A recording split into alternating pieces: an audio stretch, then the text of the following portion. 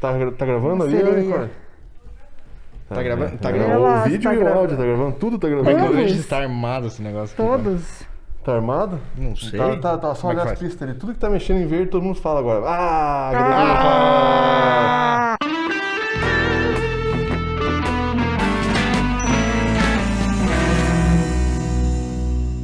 Viu, mas antes da gente começar a gravar, deixa ela contar essa história que não pode contar. Conta então, mas... Conta a história que Muito não pode bem. pôr. Vou contar. Ah, Uma vez ao ano, eu e o Vinícius, a gente saía tomar uma cerveja. A gente conversava muito por computador e somos amigos de longa data. E ele falou, nossa, Rafa, você tem que ir no estúdio um dia. Daí eu falei, mas que estúdio? Do Lucas Rachiski. Daí eu falei, mas eu não conheço o Lucas, eu conheço o irmão dele, o André. Não, mas vamos lá porque ele é bem legal. Sexta-feira fatídica, chegamos no estúdio, estavam comendo fondue. Sentei-me numa mesa de madeira, tal qual essa.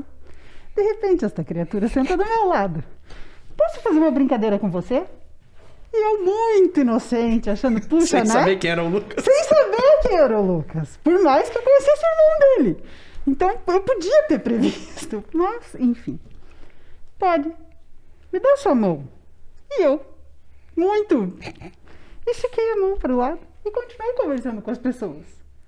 De repente, eu só escuto. Gente, isso vai dar ruim.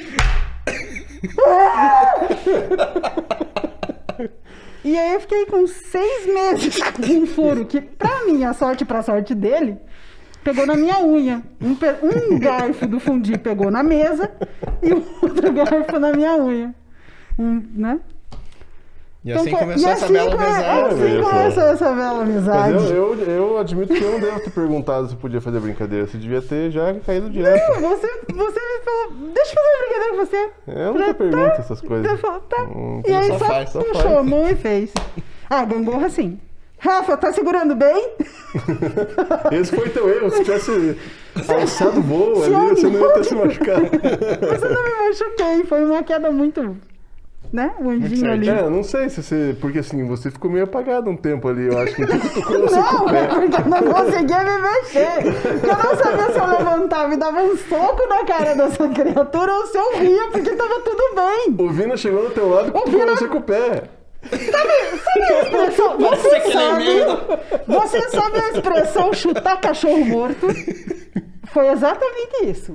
Já que vocês têm essa história tão bonita, contem quem é a Rafael então, pra nós. Então, ó, a Rafa, então, eu conheço ela desde um dia que eu tava dentro do carro com o Vinícius. Ele falou, vamos dar uma volta, tem uma amiga minha ali. Daí eu tava lá, parou no lado, tipo, num beco assim, meio mal iluminado. Daí a Rafa apareceu assim na Uma janela. rua erma. Com pouco tráfego assim, sabe? Digo, de pessoas.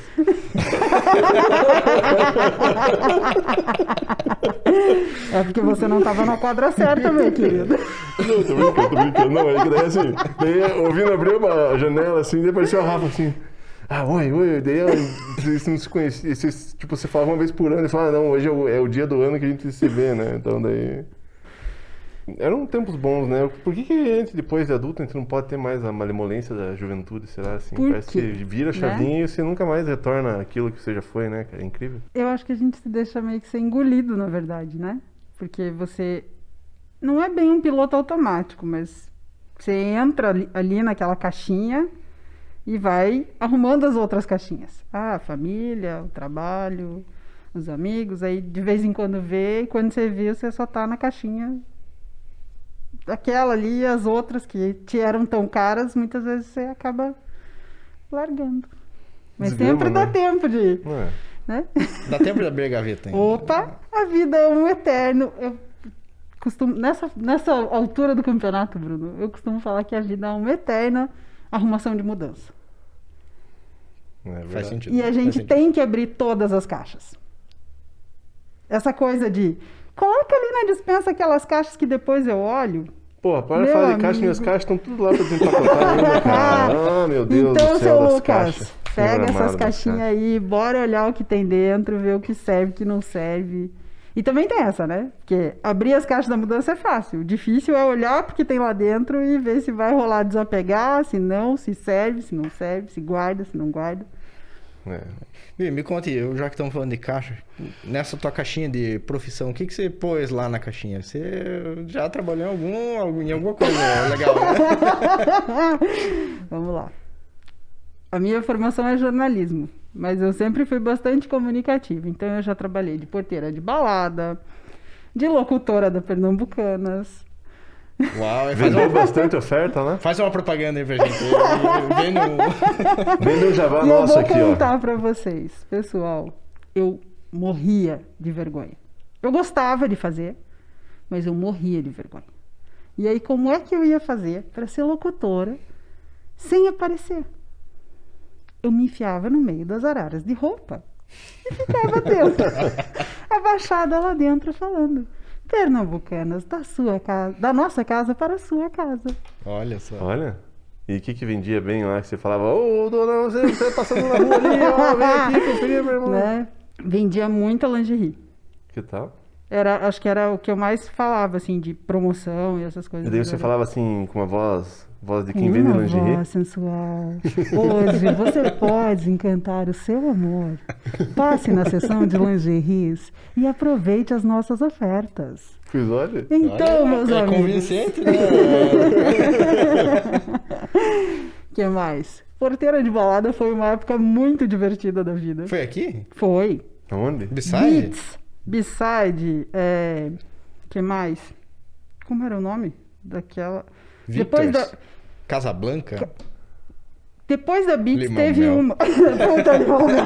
Ia dar uma pelada, né, pessoal? Desculpa aí quem frequentava lá.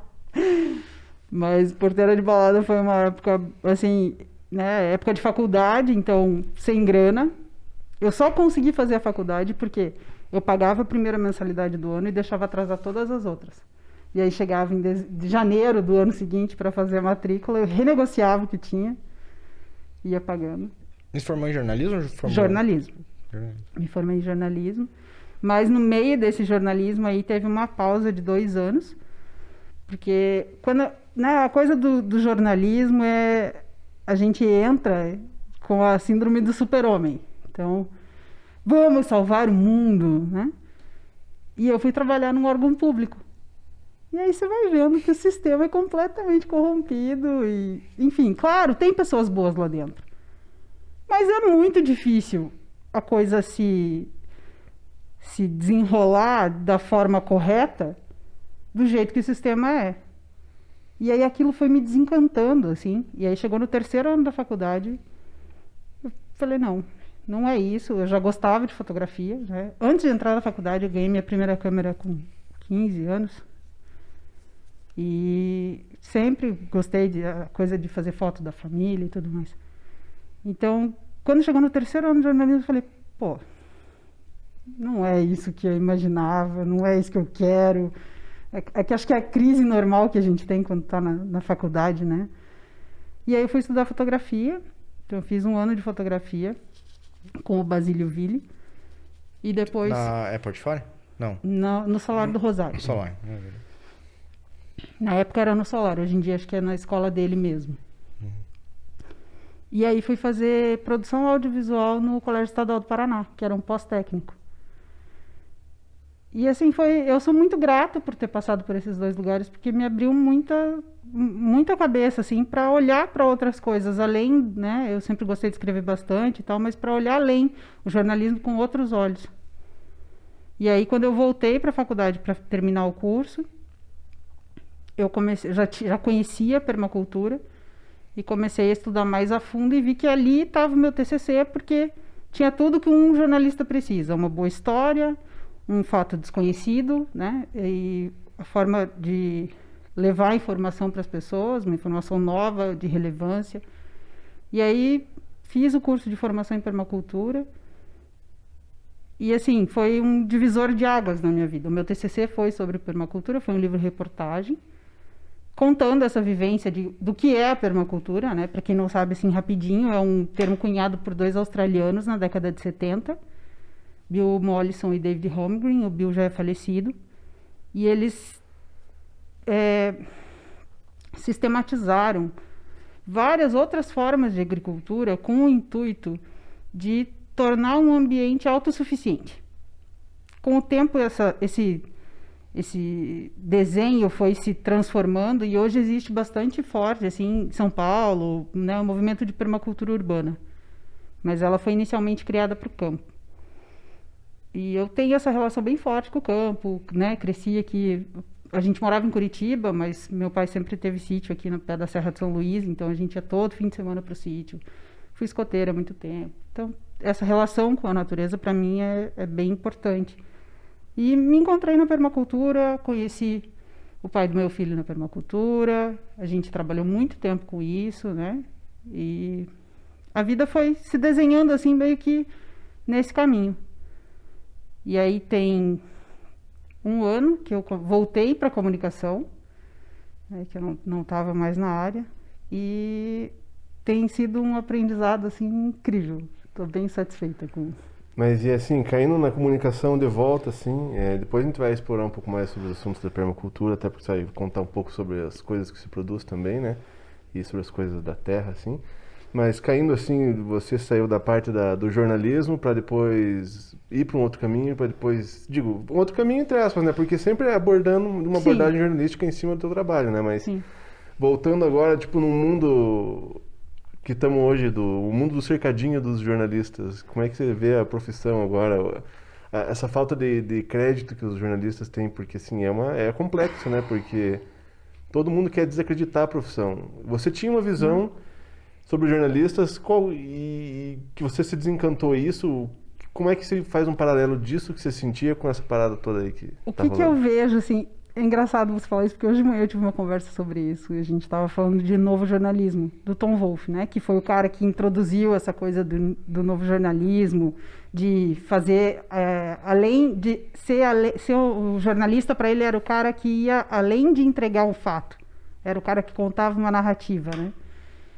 E aí, nesse contar uma narrativa, a faculdade, a gente passa 4 anos na faculdade escutando, não, o jornalista tem que ser imparcial, ele vai contar o fato e não é. A partir do momento que, se ele traz essa coisa da narrativa, é impossível ele ser imparcial. Porque ele vai colocar a emoção dele, a escolha das palavras que ele faz já deixa de ser imparcial, né? Então, o que eu vejo hoje é que parte, não é bem culpa a palavra, mas não consigo achar outra nesse momento, parte do que a imprensa colhe hoje desse descrédito generalizado, ela mesmo plantou, né? A gente tem aí, se for analisar o jornalismo dos anos 90, aí, quando a gente era criança, o Borghetti, coisa arada aqui, né? A gente hoje sabe que não era jornalismo, mas era o que se chamava de jornalismo na época. Então é meio que só uma consequência do que, né? Nossa, a melhor definição, né? O Borghettizão, jornalismo investigativo, lá, o Borghetti é o que a gente vê, assim, nas manchetes dos Facebooks. É isso. É o Alborguete dos anos 80, é o grupo do WhatsApp da família. Pois é, mas daí então, exatamente. Mas daí eu só fico pensando assim, mas daí tem que ter um limite, né? Porque assim, querendo ou não, por pior que seja o jornalista, o indivíduo, ele ainda segue algum princípio ético mental, alguma coisa ainda impede, porque assim, a pessoa que está em casa que às vezes faz um fake news, faz um negócio lá, essa pessoa não tem filtro nenhum como base, né? Agora, tipo, a pessoa, é que também é foda que o jornalista, nem todos passaram por uma academia, né? Não Aí sei. que tá, é que a gente acha que tem muito jornalista, mas tem muito que é os blogueiros da vida, que não são. E se for né? olhar, o cara não estudou, ele não sabe. Vai perguntar para ele de Tom Wolfe, por exemplo, ele vai, oi? Hã? Né? Então, eu acho que é meio que isso, assim, sabe? E também essa coisa da apropriação do termo jornalista. Porque muitas vezes o cara só é um cara que tem um pouco de influência política, muitas vezes porque ele tem grana, ou N fatores, que escreve um pouco acima da média, e alguém de influência olha para ele e fala, quem é que você é? Vamos escrever aqui um negocinho aqui, ó, vamos fazer esse blog aqui. Sim. E às vezes é o contrário, né? Você trabalhou com assessoria de imprensa, eu também trabalhei, então você vê muito, assim, ó, a pessoa chega, ó, eu tenho um blog, tem tantas mil visualizações, vamos fechar um pacote aqui de divulgação. Se você não fecha, na outra Na semana, outra semana. é pau. O cara descendo a E lenha. daí você fecha na outra semana, cessa o pau. Assim, é mágico, assim, É. sabe? Então, só que geralmente não é jornalista. Não é Geralmente jornalista, é um o cara blogueiro, que um cara acha criou alguma que coisa ali. escreve bem, que alguém disse pra ele que ele escrevia bem, ele acreditou. E que ele tem uma certa Então, influência, que às vezes nem tem, às vezes é só mais Não, um. a influência tá naquilo que a pessoa acredita que ele tem, né? Se o cara acredita que ele tem, é que nem colecionador de careco, cara. A pessoa tem uma figurinha de beisebol do campeonato de 82 lá, Vale ele diz 10 que mil vale dólares. 10 mil dólares, cara, mas... Ele É um pedaço de papel com a foto. ele só vai vender aquilo por 10 mil dólares se tiver outro otário que acha que ele tem. Eu não tô desmerecendo as pessoas que colecionam coisa, mas eu tô colocando uma coisa objetiva, assim, tipo um papel, então, e é a mesma coisa, né? A influência é isso, é um tráfico de influência. Ah, tipo, ainda bem ah, que a gente não tem muita visualização, eu já tava vendo os colecionadores. Não, respeito muito quem coleciona. Olha. Respeita quem coleciona. É, Vocês estão falando com uma colecionadora de lápis de escrever. Do quê? Olha lá. Ah, conta aí. Como é que é? Eu tenho uma coleção de lápis de escrever. Mas lápis colorido Mas ou como não? que existe um Lápis. lápis que não escreve? Por que Não, descrever? porque, pera, a coleção não é pelo grafite, pela estampa do lápis. Olha. Bom, minha mãe coleciona caneta. 368 lápis. Mas não pode ter é uma muito variedade lápis. tão grande assim de Tem. estampa de lápis. De estampa? Não tem. Pô, devia ter trazido meu baldinho. Porra, tem um baldinho, Lucas, de lápis. Tá, mas daí você usa ou não? Não, É só quer coleção. dizer, É isso intocável, começou né? a mudar. Não, porque aí um dia eu comecei a fazer as contas. Porque era uma coleção deveras organizada. Data de compra, valor de, né, de pagamento. Preço de etiqueta. Valor de pagamento. E aí um dia eu achei esse papel, que estava perdido em alguma caixa. E somei quanto tinha ali. Eu falei, cara, que adolescente retardado. Tá, não. O que importa não é o que aconteceu lá. O que importa é se tem alguém que olha pra tua coleção de lápis e fala, putz, que coleção, hein? Eu. Quer mais alguém? Não Que precisa, né? coleção incrível. Idiota, mas incrível, né? Como você conseguiu a façanha de guardar 368 lápis? É. Cara, tem gente que compra jogo de tabuleiro, que nem a gente. Eu tenho uma, né? Não sei se dá pra dizer coleção, porque a gente compra pra jogar, obviamente. Mas tem gente que coleciona. Sabe quando se destaca? Aham. O punch box lá, que daí fica aquela grade sem nada. Tem gente que coleciona aquilo. Não pode? Guarda, Pra guarda. depois pôr pra hora de vender? É, acho que é. Pra pessoa, ela cola de volta ali pra pessoa que comprou. Tem o o prazer É que nem estourar Gente, bolinha de plástico, Plástico bolha. Ah, meu Deus. Comprar um Hot Wheels e não abrir, porque ele é colecionável. Funko? Pode ser vendido a não sei quantos R$ 1.000 daqui a 50 anos no Mercado Livre. É um investimento. Às vezes rende mais que uma poupança hoje em dia, né, cara? É que nem aqueles Põe teu Funko dinheiro. Pop lá. Mas- Tem gente que Ah. deixa na caixinha, não tira da caixinha nunca mais. Por quê? Por quê? E os caras são salafrários, eles lançam. Tem um personagem que passou atrás no filme lá assim, ó. É um coadjuvante. Tipo, o carinha que tava limpando a latrina lá no negócio, esse cara vai ter E um o pior é que funk. esse é o que vale mais, né? Vale mais, porque é a edição limitada rara. É, porque daí só tem 100 daqueles. Os outros todos têm 3 mil. Daquele Imagina tem você 100. ter todo esse poder na mão, cara, de você poder criar a demanda do colecionável pra pessoa, cara. Isso aí é a cereja do bolo, porque você pega. Verdade. Você tem um público fiel que você sabe que vai pagar o que for que pra for. aquilo, cara. É incrível. É você ter. Pode ser que seja um filho da puta só, mas. Mas vai ter um. Esse cara vai comprar. Esse cara vai comprar. O que eu tenho notado aqui, eu tenho comentado até com jornalistas amigos meus, é que eu não sei se pela urgência das redes sociais ou o quê, a gente vê uma crescente de notícias e uma escassez terrível de reportagens.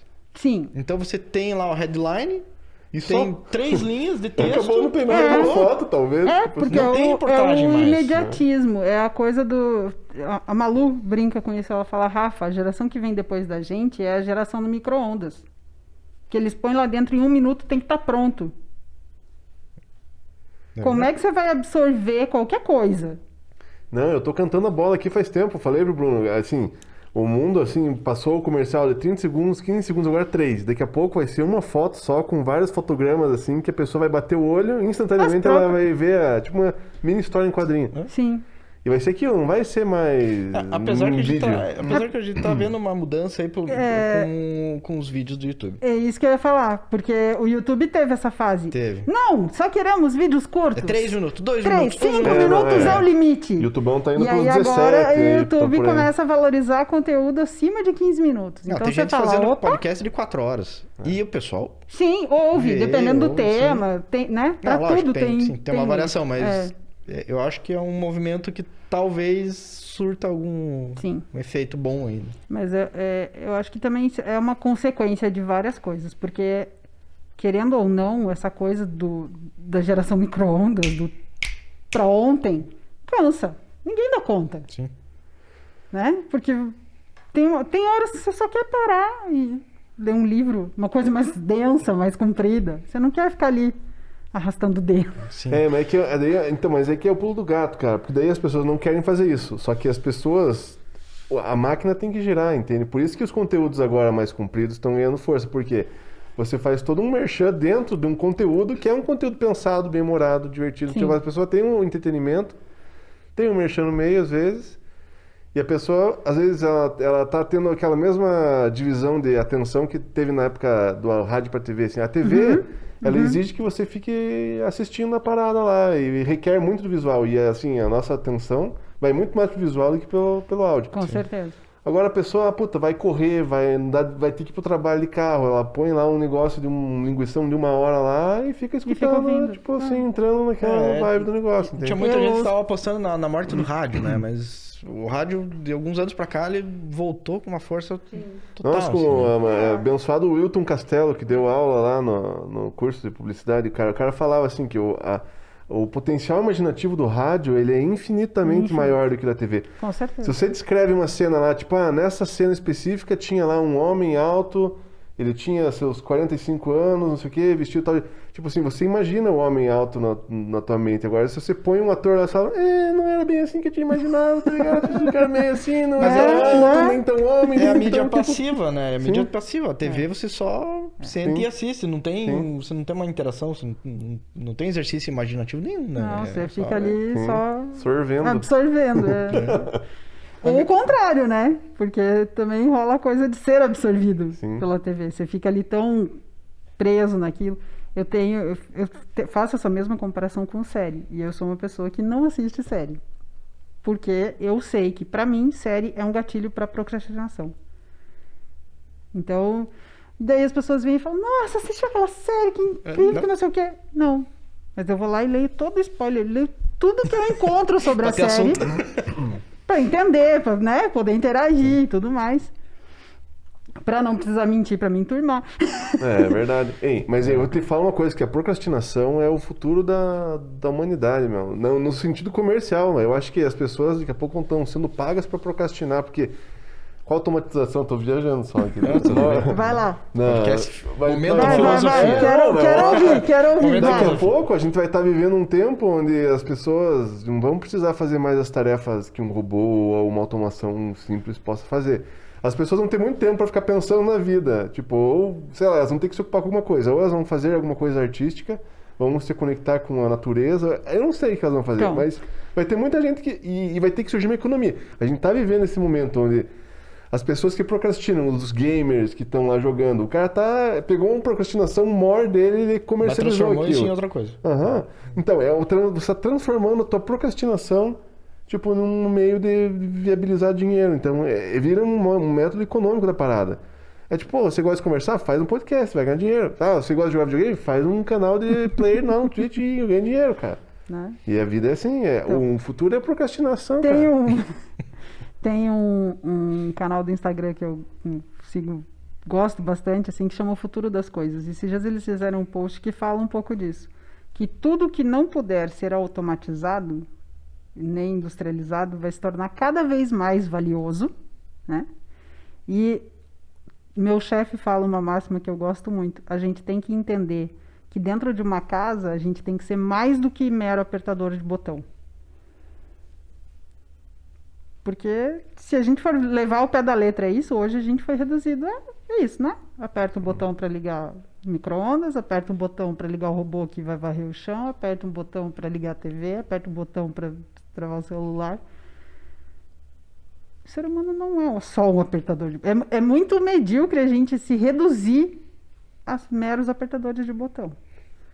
Então, acho que é esse resgate que vem sendo feito, e isso, assim, não só com a coisa da procrastinação, mas de olhar para as coisas que eram feitas antes, ainda que não seja da mesma forma, que se tenha modernizado alguns processos, mas quantos sapateiros tu conhece hoje? Nenhum, acho. 1 ou 2 e... Né? Mas não o sapateiro que arruma sapato, o sapateiro que faz sapato. Nenhum, né? Ah, então Quem nenhum. faz? Eu não conheço. Nunca vi uma pessoa fazendo sapato na vida. Eu Eu só fui vi no fazer- vídeo, mas olha aí, ó, a profissão lá. O cara que faz sapato no YouTube, cara, o cara deve ter muito view, cara, porque é uma profissão que tá ficando... É que nem eu vi o vídeo do último martelador de ouro, que ele fazia as folhinhas de ouro manualmente lá. Ele tem um vídeo, ele bombou, ele deve ser rico só, não por causa do ouro, por causa dos views de bater o Mas martelo. eu acho que é mais ou menos o que aconteceu com o cuteleiro, né? Sim, Porque a o cutelaria... cuteleiro morreu praticamente, ninguém mais fazia faca, de repente... E agora tá um boom. Uma faca de cuteleiro mas se custou a uma gente grana. começar, se a gente olhar para trás e começar a perceber, isso aconteceu com a cerveja artesanal, com a charcutaria, com a pandemia, né? Ano Pandemia, passado verdade. foi o ano da pandemia. E eu vejo assim, com a cutelaria, então eu vejo que esse resgate de conhecimentos ancestrais que podem se perder, de certa forma, também tem a ver com essa procrastinação. Porque é o tipo de coisa que você busca Por lazer. por lazer, por hobby, porque você...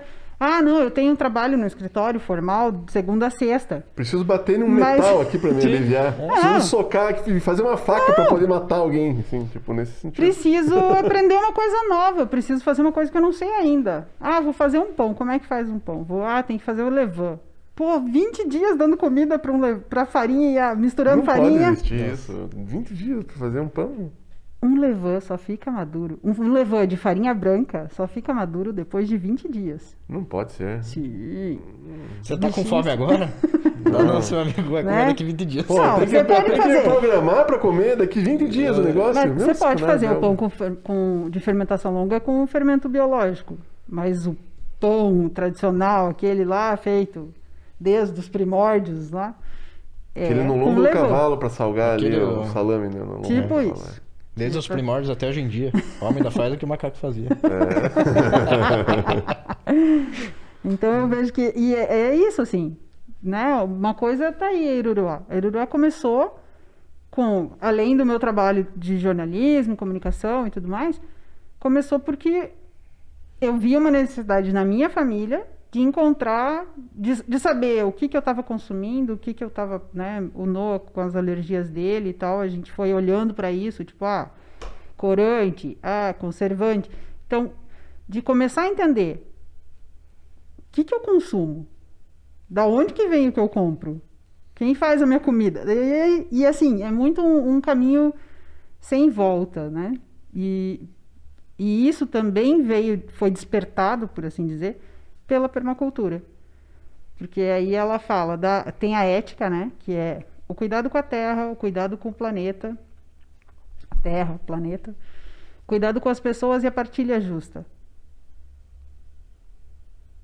Esses são os 3 princípios éticos, e aí tem 12 princípios norteadores, por assim dizer, que trabalha cada área de um local que você queira aplicar. Então, não desperdice, armazene energia. E aí você começa a destrinchar cada um desses princípios, e aí são questionamentos que automaticamente te vêm. Quanto de lixo eu gero por semana? Para onde é que vai o meu lixo, né? Porque a gente tem o hábito de pegar o saco e falar, não, vou pôr lá fora. Desapareceu, né? Puta, é foda esse negócio do lixo. Não existe fora. Nossa, esses tempos atrás a gente foi fazer um documentário lá pro Instituto Purunã, que era no lixão ali de Balsa Nova, né? Cara, é uma loucura aquilo, né? E olha que é um município pequeno aquilo. Então. E o trabalho dos reciclantes, recicladores E aí, assim, de coisas. né? Não, mas eu tô dando trabalho pro reciclador. Já pensou que ele pode querer ter uma outra profissão além de ser reciclador? E assim, isso assim, só pra, né, pincelar, assim, pra começar. É a coisa do... Primeiro, não existe fora. Só tem esse planetinha, né? A coisa... Eu vejo assim que tem um princípio que eu gosto muito, que é nunca coloque todos os seus ovos numa única cesta. Se tu perde o teu emprego hoje, o que mais tu sabe fazer da vida que possa te dar renda? Eu já fiz essa pergunta em várias palestras, em várias coisas, e eu vejo gente assim ficar desesperada com essa pergunta, porque não sabe fazer mais nada, porque aprendeu que a vida era aquilo, e só. Cara, a gente, né, veio nesse mundo a passeio, poxa, não para ficar, não para sobreviver, não para ficar dentro de uma caixinha. Então, acho que falta a gente se permitir também olhar para essas coisas, porque a gente, o que eu vejo assim do mundo de hoje é que as pessoas estão na rodinha do hamster. E elas entram ali e elas só correm, porque em algum momento lá em cima vai estar a grana. Só que lá em cima ele nunca chega. E aí passa uma vida inteira ali na rodinha, e aí quando sai da rodinha, né, às vezes dá aquele start. Puxa, não dá mais para fazer nada. Não dá mais tempo, não tenho mais vontade. Não... Então, quando a gente começa a olhar isso assim, dessa forma, é de fato um caminho sem volta, porque aí você começa a se questionar quanto de lixo você gera, de onde vem a sua comida, quem faz os produtos que você consome, que cadeia reversa de consumo ele tem, que é uma coisa assim que as pessoas falam pouco ainda, mas deviam falar muito mais, né? Quantas mãos passou o óculos que tu tá no rosto? De onde veio o parafuso? De onde veio a haste? Como foi feito? As pessoas não falam. E quando a gente não fala dessas coisas, e assim, nem precisa pegar um troço tão complexo. Pode pegar, sei lá, a banana da fruteira que tá ali. Quem plantou? A pessoa foi bem remunerada, ela recebeu o suficiente. Essa banana recebeu veneno. Que veneno? Quanto de veneno? Se veneno faz mal? Proibido em outro lugar do mundo? Então, você começa a pensar nisso e é meio que impossível você conseguir continuar caminhando no mundo com o mesmo olhar de antes. Tá aí. Mas ele consegue viver, tipo assim... Essa é a pergunta. Você consegue se desprender 100% do... É Acho muito... que não. Não, seria completamente hipócrita da minha parte falar que... Ah, não, porque estou aqui, porque 100% do que eu produzo, eu que faço. Impossível. Impossível. Mas quando você tem consciência dos processos, você passa a valorizar. Ao invés de comprar uma faca de uma grande multinacional que vai ganhar, gera, sei lá, milhões de lucros por ano, você vai valorizar o cuteleiro aqui da ferraria, que está tentando não deixar morrer a tradição que é da família há 5 gerações. Tem um produto incrível, que é lindo, que podia vir aqui, inclusive, porque é ótimo também. E, sabe, eu vejo assim que... Não, e isso, às vezes eu tenho até um pouco de receio de falar isso, porque pode ser só a minha bolha. Porque às vezes eu dou umas colocadas de cabeça para fora dela e vejo que eu ainda tenho muito chão para a gente caminhar. Então, isso também às vezes é perigoso, porque gera a falsa ilusão de que, uou, estamos conseguindo, né? Até esses dias teve um programa da Fernanda Lima com o Rodrigo Hilbert, que aí tava a Rita Von Hunt, acho que é isso o nome dela. E aí ela fala que... A Fernanda pergunta, mas a gente reciclar o lixo em casa não ajuda? A maioria da população brasileira come o que escolhe ou come o que dá? Veste o que escolhe ou veste o que tem? Então, enquanto essas respostas forem o que dá e o que tem, não adianta, por maior que seja a bolha, essa bolha fazer alguma coisa, que não vai fazer diferença. Então, é um trabalho muito de formiguinha, né, ali, conscientização, de conscientização. Né? E assim, eu vejo muito... Eu trabalhei 5 anos com um projeto com crianças, de educação infantil. É nelas que a gente tem que mirar. Porque a gente, como adulto, já está cheio de costume, de mania, já não abre mão de tal coisa, já o conforto, não sei o quê. E se tem alguém que vai... Apesar de que eu achava que eu não ia ver crise hídrica, porque eu lembro da minha professora Sônia, da 3ª série, que falava: pessoal, em 2050 a gente vai ter a primeira crise hídrica no Brasil. Não precisou ir até um lá, pouquinho mais cedo. Foi um pouco mais cedo. Então, e eu achava que quem ia ver todas essas coisas assim catastróficas que a gente vê hoje era da geração do Noah pra frente. E a gente vai pegar isso. E o pior, a gente vai pegar isso velho. E você falou da Eruruá. Eruruá. Explica mais um pouquinho o que é isso aí. A Nicole, Nicole, podia trazer pra gente, né, os produtinhos pra Tá gente... aqui do lado. Mas uma coisa que eu vivi pra dizer, eu me lembro muito bem como é que aconteceu essa questão de você educar as crianças, né? E pôr a fé nelas. Eu me lembro que eu ia pra Curitiba de carro, assim, com a mãe, um sabadão à tarde. Cara, era uma poluição, era lixo pra tudo que é lado. E quem aprendeu a pôr o lixo no lixo e não foi os adultos, foram as crianças, As crianças que educavam cobravam os os pais. pais. Obrigado, Nicole. A família Folhas, né? Separe. Sim, separe, total. E daí, assim, aquilo lá era uma campanha, cara, de educação. Os pais pensavam, puta, meu filho tá aprendendo um negócio. Mas era um momento também que o professor tinha mais valor. Tu fala, o professor sabe o que tá falando, obedeça o professor. Sim. Hoje em dia você fala, não obedeça o professor, não aprenda Mas nada. eu acho não. que isso não mudou tanto assim, sabe, Lucas? Por mais que a gente ainda, nesse momento, está passando na educação por um período bem difícil, porque, né, eu acho que a aula online tem sido desafiador para todo um planeta. Mas eu vejo, assim, que a resposta está nos pequenos, cara, nos pequenos. Nesse projeto, eu lembro que foi uma das primeiras, bem no comecinho, assim, dele, fazia acho que uns 6 meses que a gente tinha começado, o programa Sementinha, multiplicando permacultores, e a gente aplicou ele na Escola Ser Criança, aqui em Campo Largo.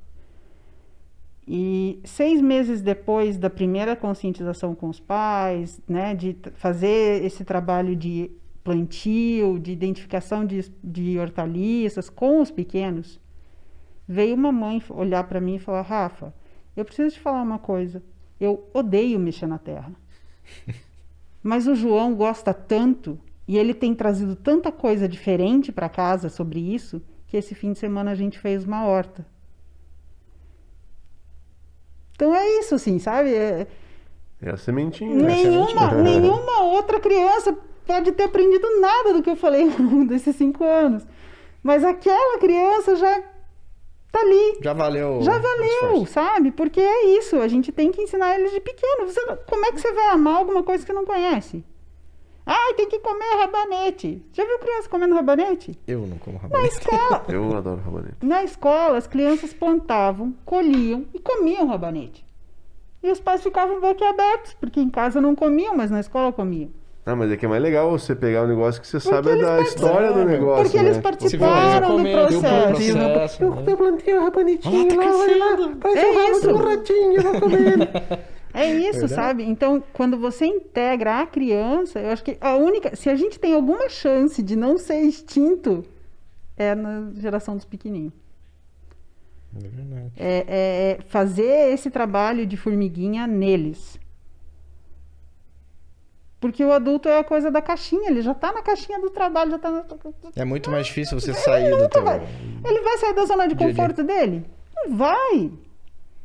Não vai. Ele pode até tentar fazer, não, vou comprar daquela marca porque é eco-friendly, porque é não sei o quê. Mas daí você olha no mercado de hoje, é um greenwash, assim, que é bizarro. E as pessoas não sabem, elas olham a embalagem, ai, que lindo, porque é amigo da natureza. Não é. Né? Nos cosméticos, a gente tem uma discussão bem forte sobre isso. De cosméticos que se vendem como bonzinhos e naturais e não sei o quê. Aí tu vira o rótulo lá atrás e tá cheio de porcariada. Então, é isso, assim. E a Eruruá, ela nasceu dessa vontade de dar oportunidade para as outras pessoas a ter acesso às coisas que eu estava oportunizando para minha família. Né? Então, começou com as pomadas para alergia do Noah. Isso aí é produzido como? Quando a tiragem disso aqui? Qual que é o processo de produção disso aqui, pra gente entender? Então, primeiro, eu não trabalho com estoque, porque a ideia é que a pessoa tenha acesso ao produto mais fresco possível. Então, quando o Noah começou a apresentar as alergias, eu comecei a estudar sobre biocosmética e cosmetologia natural, e fui fazendo cursos e me aperfeiçoando e testando, né? E aí, hoje tem uma linha, ela é um pouco maior do que eu trouxe aqui, mas eu trouxe algumas coisas que são as bases, assim. Então, aqui dentro, o que que tem? Manteiga de palmiste, né? Que é o óleo de coco palmiste. Manteiga de coco palmiste. Óleo de girassol. Óleo essencial de capim-limão. Só. E é um hidratante. E essas matérias-primas você compra de produtores locais, você produz, como é que é? A gente busca valorizar produtores que estão ali tentando fazer de forma cooperada, que recebam um valor justo, né? A cera de abelha... tem cera de abelha aqui também. E a cera de abelha vem do apiário do meu tio, que fica aqui no Taquaral, então uma vez por mês a gente vai lá buscar e vai pegar mel, enfim. E é só isso, assim. É óleo essencial de qualidade, porque aí também entra num outro mercado, né? Óleo essencial é uma coisa que hoje em dia está super em voga, tem aí uma marca de marketing de pirâmide com óleo essencial que é sinistra, né?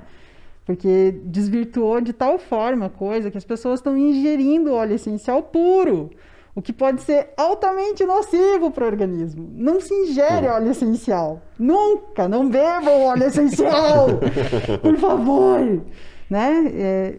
O óleo, uma gota de óleo essencial, só para ter uma ideia, assim, uma gota de óleo essencial equivale a, em média, 35 xícaras do chá de uma planta. Tá louco? Nossa.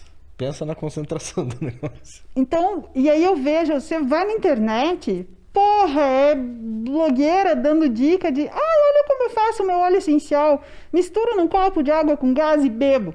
Minha tia me dava óleo de copaíba, eu tinha que tomar 15 gotas. Meu Mas Deus, que delícia. óleo de copaíba é um óleo vegetal.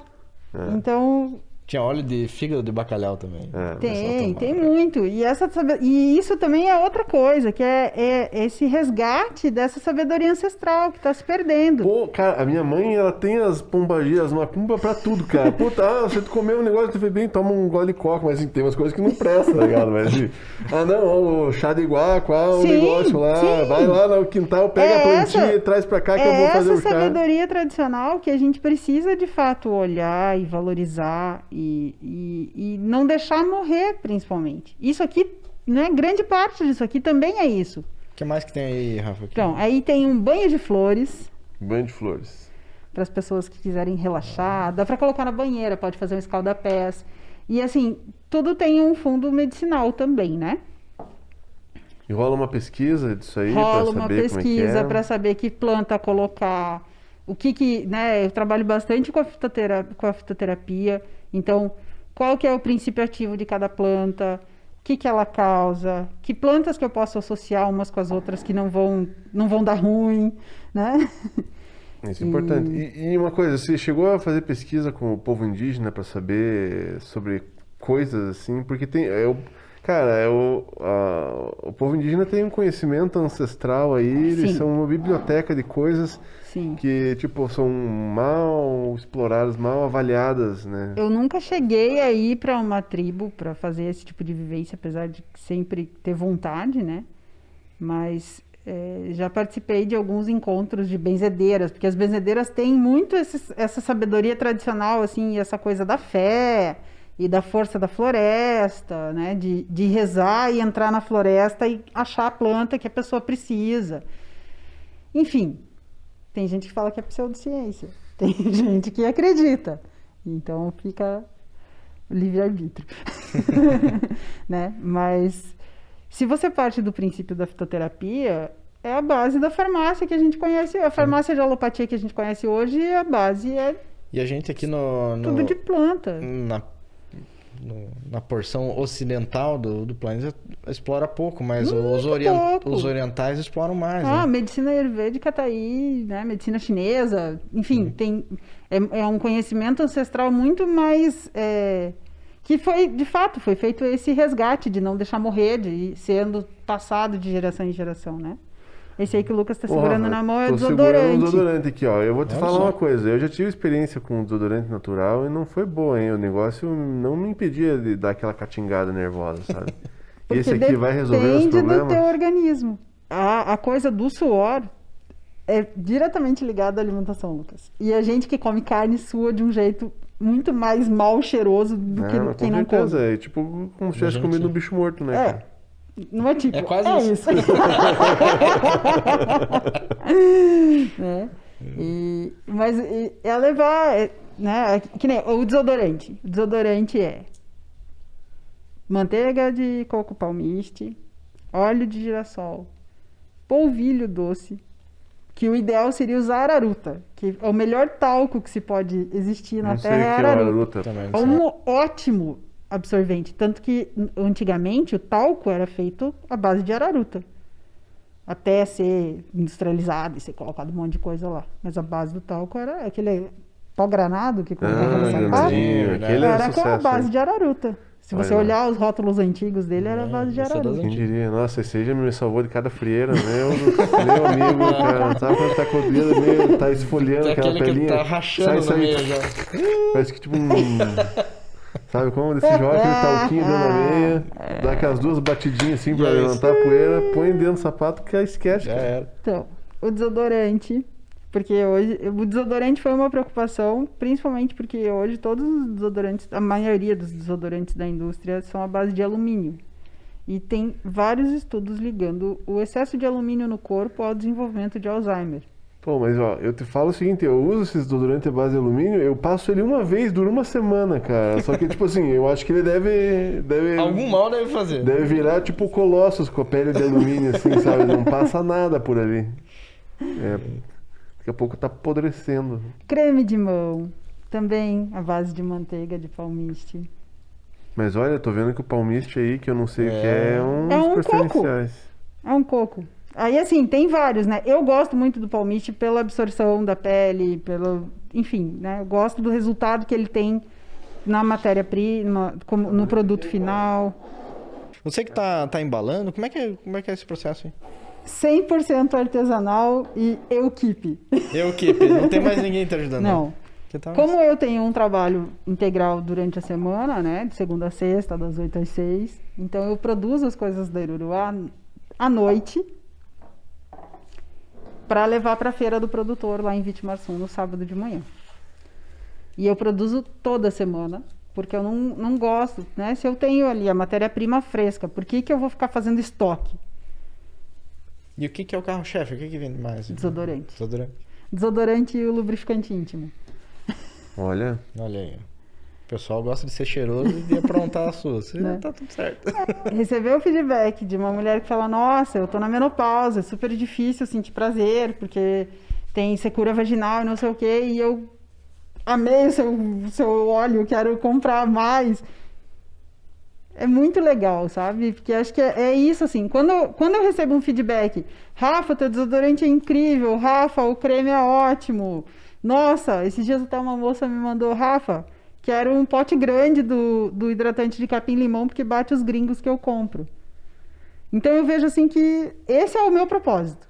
Eu amo comunicação, eu sou muito feliz no meu trabalho, gosto do que eu faço, mas o meu propósito de vida é poder oferecer para as pessoas um produto de qualidade que eu sei que não vai fazer mal para elas, não vai agredir, né? Agora, eu ainda tenho embalagens de plástico, mas a minha ideia é conseguir converter a linha toda só para embalagem de vidro, pensando na coisa do reuso, né, da cadeia reversa de consumo, que as pessoas possam trazer as embalagens de volta e ter um desconto sobre isso, enfim. E como é que funciona? É só quem vai lá na feira do produtor ou tem algum outro Eu caminho? falo Como é que é? que a Iruruá, a minha vontade de verdade é que ela fosse endêmica de Vitimarsum ou do lugar onde eu estiver, né? Porque eu não tenho vontade, ainda que viva no mundo digital, trabalhe com o mundo digital, eu não tenho vontade de ter loja física, loja virtual dela, né? E muito menos uma loja física diariamente. Primeiro, porque eu não tenho perna para isso. Segundo, porque eu acho que, assim, eu coloco tanto de mim em cada produtinho desse que eu faço, que seria um desrespeito com eles, colocar eles para ser despachado pelo correio, para não saber como que vai ser carregado, como que vai ser, né? Enfim. E porque a ideia mesmo é que as pessoas comecem a fazer esse movimento de buscar produtores locais, porque elas querem Faz consumir, completo sentido. Sim. sabe? E essa feirinha, como é que é? Todo sábado? A Feira do Produtor de Vitimarsum, o arroba do Instagram é Feira do Produtor de Vitimarsum. Ela acontece todo sábado, das 9 da manhã às 5 da tarde, e tem muito produtor legal. E assim, são todos moradores de Vitimarsum, né? Que trabalham com as mais diversas coisas. Tem pão de fermentação natural, tem indumentária gastronômica, tem geleia, doce, tricô, crochê, artesanato, então orgânicos também. Então é um jeito de escoar a produção de quem é pequeno, né? De mostrar possibilidade de outras coisas. Tem uma coisa legal aqui que agora a gente perfeito falou pra dar uma disso. passeada e lá Pois é, Comer até um pastel. comer um pastel. Não, e é uma exclusividade, né? Tipo, você só vai encontrar se você for lá e der um alô lá e comprar o produto com a bênção da Rafa ali, ó. Veja só. Não, e Vitimarsum Então, vale a visita, né? Porque é Você muito usa legal. plástico filme, Bruno? Plástico filme usa. Tu usa plástico filme? Quanto tempo demora para se decompor o plástico filme? Ai, meu Deus do Uns céu. 30, 200 anos? 30 anos? Muitos anos, né, pessoal? E se eu contar para vocês que dá para embalar qualquer coisa com um negócio que não é plástico filme e que se decompõe em 1 ano? Olha Muito lá. bom, muito bom. O que é isso? Isso aqui é uma bioembalagem. Tem gente que chama de tecido de cera, pano encerado, paneco, dos mais diversos nomes, né? E isso aqui você usa como um substitutivo do plástico filme. Então, sei lá, cortou um legume e não vai usar inteiro, você vai pegar a sua bioembalagem, com o calorzinho da sua mão, você vai esquentar ela e vai moldar do jeito que você Mas olha como precisa. molda, gente. A minha mão tá meio gelada ainda, podia estar mais quentinha. E Olha vai só guardar na geladeira e vai... Rapaz, Faz isso aí em tamanho de coberta. dá pra me embalar nisso aqui? A gente está tentando desenvolver uma embalagem assim para pão, mas é Olha isso aqui. um pouco... Que tal? Que delícia, Então, né? De mexer nisso Ó, aqui. Olha. e aí são tamanhos diferentes, né? Esse aqui eu costumo falar que é para tampa da lasanha do domingo, porque ela nunca tem tampa. É verdade. E aí as pessoas vão lá e mete papel alumínio, mete plástico filme. Então, é lavável, dura até 1 ano. E eu tenho por política de que se depois de 1 ano você acha que precisa reaplicar a cera, pode levar lá de novo, eu reaplico e pode continuar usando. Tá. Olha lá. Mas isso aqui é um tecido e tem cera? Como é que é Então, isso? o processo da bioembalagem é um tecido 100%, ele tem que ser 100% algodão, porque senão a cera, quando a cera é de abelha quente, né? E aí, se não é 100% algodão, pode dar um pequeno acidente, não é bom. Então, tem que ser um tecido 100% algodão. E aí, recebe um banho de cera de abelha e resina vegetal. E aí, por isso, ele tem essa maleabilidade. E a cera de abelha, por si só, para os indígenas, a história da cera de abelha é linda. Para os indígenas, a cera de abelha é o sol na terra. Então, nos produtos, nos hidratantes, no desodorante, todos os produtos que são pomadas da linha da Iruruá, eles têm cera de abelha. Porque eu entendo que a cera de abelha é essa película de proteção que a pele precisa e que muitas vezes a gente não cuida, né? E no tecido, a cera de abelha, ela funciona como um bactericida e um antifúngico. Então, ela, além de conseguir dar o grude para você vedar o que você precisa, ela ajuda a conservar o alimento. Ah, fantástico. Minha mãe sempre fala, tá com coisa na garganta, espirra um própolis aí que tá Própolis, tudo sim. certo. Sim. Ah, tá com dor no calcanhar, põe um própolis ali, toma É. um própolis, tá tudo certo. E por que eu escolhi Iruruá? Né? Por que a abelhinha? Por que a Iruruá? Essa logo para mim fui eu que fiz ela e ainda que eu não seja uma design profissional, eu gosto muito dela porque ela conta a minha história aqui. Eu sou a 3ª geração de apicultores da minha família, Obrigado. ainda aqui. E essa é a vantagem de ter uma Muito produtora bem. no negócio, entende? Não é Aí só... que é beleza. Tem mais Ó, aqui, ó, Nicole. tem aqui mais muito- coisa, então põe peraí, aí. vamos. Meu avô era apicultor, meu pai foi apicultor, meu tio assumiu o apiário que era do meu pai, né? E ainda que hoje em dia eu não ajude mais na colheita do mel, mas a forma de dar suporte para que essa tradição familiar não se perca é comprando a matéria-prima do meu tio, né? E transformando na Iruruá. E a logo da Iruruá é muito isso, assim, é essa lembrança afetiva da abelha que sempre teve na minha família, desde que eu me entendo por gente, né? Eu já caí em tacho de mel, já levei corridão de abelha. E a minha função quando era criança era ficar na frente da caixa com fumegador, fazendo fumaça para elas não atacarem enquanto se tirava as melgueiras. Então, as abelhas, elas são, acho que para mim, o maior símbolo de organização, de coletividade, de trabalho em equipe que se pode ter. E nesses anos, assim, desde que eu comecei a fazer, a Iruruá, ela ganhou esse nome tem 1 ano e meio. 1 ano e meio? Não. 2 anos. Foi metade de 2018. E essa logo é para trazer isso, assim. É essa abelha que tem tanta memória afetiva para mim. E cada favinho desse é uma coisa da minha vida. Porque às vezes as pessoas... mas o que você faz? Tanta coisa. Eu não consigo me definir. Né? As pessoas... mas você é jornalista. Eu falei, também. Porque é isso, assim, é impossível você definir uma pessoa só por uma coisa que ela faz. Até porque não é todo mundo. Eu entendo que tem pessoas que têm a retidão de nasceram para aquilo, encontrar o seu propósito de primeira na vida, mas eu bati muita cabeça para encontrar uma coisa que eu olhasse e falasse: uou, é isso que faz meu olho brilhar, é isso que faz meu coração bater quentinho, né?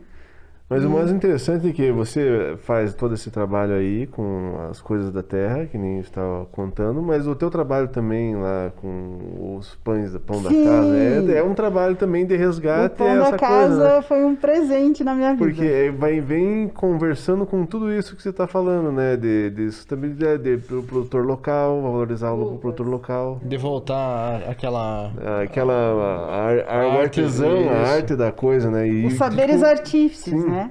E eu vou dizer para você, o pão da casa na minha vida foi um presente, assim, que eu, apesar de não ter religião, eu acredito em Deus. E ao longo da minha vida profissional, durante muitas vezes eu me perguntei qual é o meu propósito. E chegou num ponto da vida que eu falei, não, eu só vou trabalhar com o que eu gostar de verdade. Ai, Rafa, mas e se não for na tua área? Tá tudo bem. Né, que é a comunicação.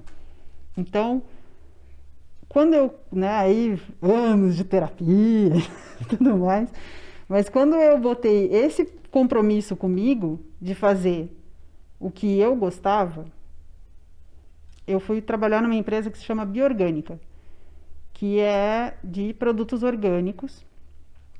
Então, eles comercializam produtos orgânicos e o carro-chefe deles é farinha de trigo.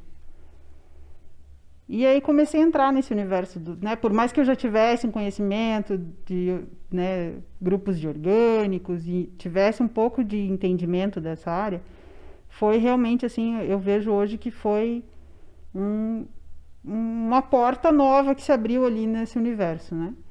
E aí fiquei 2 anos na Biorgânica, sou muito grata por ter trabalhado lá, conheci muita gente legal, assim, foram 2 muitos bons anos.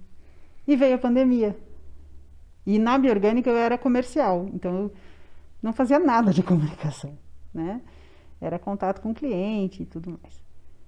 E aí quando veio a pandemia, um dia o René liga para o meu ex-chefe e fala, cara, a gente precisa de alguém para ajudar, porque as pessoas enlouqueceram e tá todo mundo querendo fazer pão. E aí o meu chefe olhou para mim e falou, Rafa, pega essas coisas e vai lá conversar com o René. Ele falou, Rafa... E o René foi meu professor na faculdade em 2006, antes dele ir para a Inglaterra. Só que se alguém falasse para nós dois que lá em 2006 ele ia ser meu professor, a gente ia rir na cara da pessoa, ainda capaz de dar um soco. E aí, quando eu cheguei lá, ele falou, a gente precisa de alguém para fazer a parte de atendimento, de responder e-mail, de ajudar com o Instagram e gerenciar a mídia e falar, tem que responder tal fulano. Enfim, bem a coisa de gerenciar a parte de comunicação, assim, porque ainda é uma equipe super reduzida, né? Somos só em 3, o René, a Vanessa e eu. Mas eles eram só os dois, e aí teve com essa crescente da pandemia, então foi meio enlouquecedor, assim, os primeiros meses, até porque para pegar o ritmo, fazia muito tempo que eu não trabalhava com comunicação de volta e tal, né? Agora já faz um ano que eu tô lá, e eu sou de verdade, assim, muito agradecida, porque de fato, eu cumprindo comigo mesmo o combinado que eu fiz lá atrás, de só trabalhar com o que realmente vale a pena, com o que eu acredito, com o que tem a ver com o meu propósito. Legal. Mas a gente aqui já sabe, a gente acompanha, eu acompanho pelo menos o canal do Renê ali, então eu sei mais ou menos. Mas podia falar um pouquinho mais, o que é o Pão da Casa?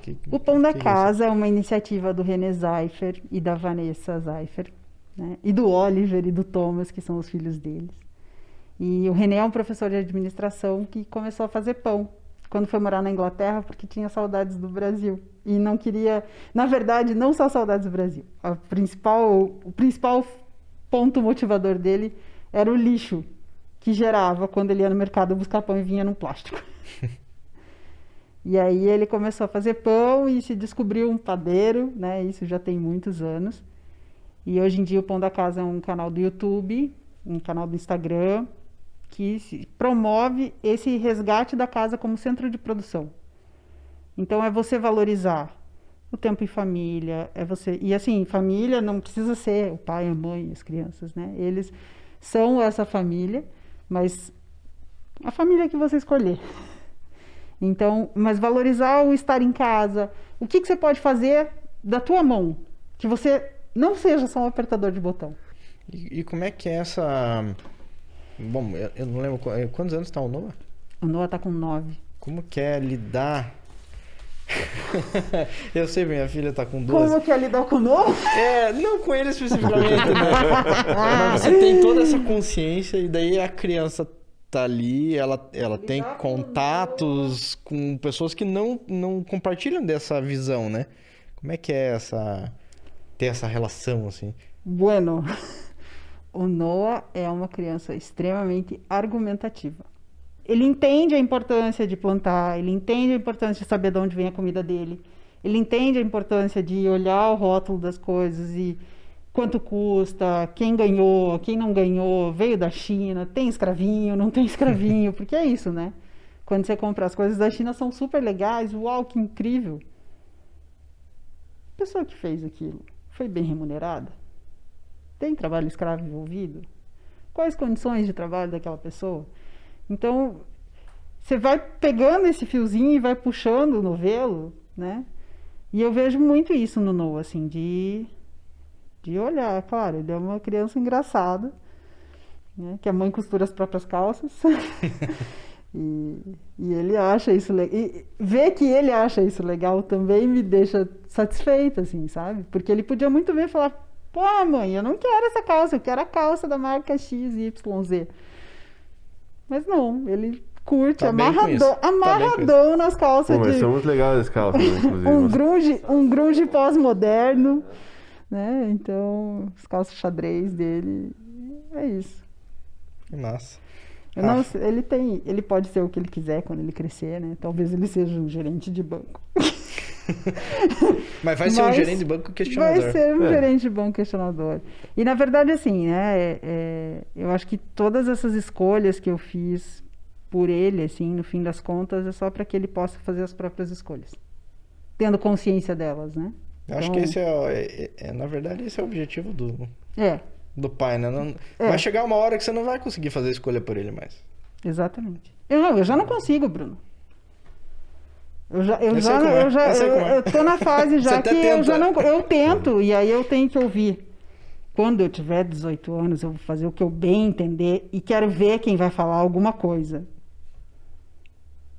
E aí, assim, no tom dele falando, quando eu fizer 18 anos, parece que é muito longe. Mas é daqui 9 anos.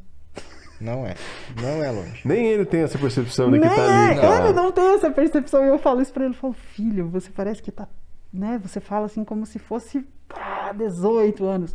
Cara, é amanhã. Você tem que falar pra ele: ó, filho, só chegar aos 18 anos, vai falar: meu Deus, e agora? O que eu vou fazer? Pra onde eu vou agora? Só sei que agora eu posso ser preso. Só isso. É isso. Ai, gente, obrigada pela conversa, foi ótimo. Não, Gostei então, reforce, acho que o convite pro pessoal Então, ir no sábado lá. Quem tá. quiser, a Feira do Produtor acontece na frente do Colégio Fritz Kliever, na Colônia Vitimarsum, das 8 da manhã às 5 da tarde, todos os sábados, menos quando tem chuva, né? Importante. E quem quiser seguir no Instagram é @Feira do Produtor de Vitimarsum. E é isso, gente. Muito A gente obrigada. pode pôr aqui o arroba. E o @ da Eruruá também, o Lucas vai colocar ali depois. Tem que marcar. A Nicole vai pôr pra gente. Eruru.a. Eruru.a. É tipo LRVs.a. Uau! Eruruá é abelha em Guarani. Bom. Olha aí. Foi uma forma de homenagear a minha bisavó materna, que era índia. Bacana, Muito bem, retorno às... As raízes, raízes, as origens. né? A ancestralidade, honrar quem veio antes da gente. Muito bem. Muito bem. Muito obrigado, Rafa. Eu é que agradeço. Valeu, gente.